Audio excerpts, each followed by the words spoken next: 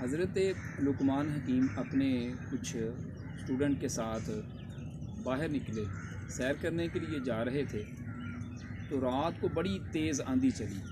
تو بچوں نے یہ سوال کیا کہ حضرت آپ بتائیں کہ یہ جو بڑے بڑے جو تنے ہیں، جو موٹے موٹے ہیں، یہ سارے کے سارے بالکل سیدھے کھڑے ہیں، لیکن یہ جو چھوٹے چھوٹے تنے ہیں، یعنی باریک باریک جو ہیں، وہ بھی اسی طرح موجود ہیں۔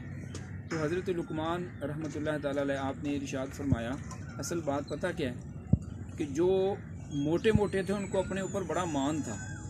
جب تیز آندھی چلی تو ہوا نے ان کو اکھیڑ کیسے دور پھینکا، لیکن جو بریک بریک ٹہنیاں تھیں وہ جب بھی ہوا تیز چلتی تھی تو وہ جھک جاتی تھی، تو وہ بچی رہی ہیں۔ اسی طرح میرا اور آپ کا حال ہے، جب ہم اکڑتے ہیں، جب ہم دل کے اندر تکبر اور غرور پیدا کرتے ہیں تو پھر اکھیڑ دیے جاتے ہیں، ختم کر دیے جاتے ہیں۔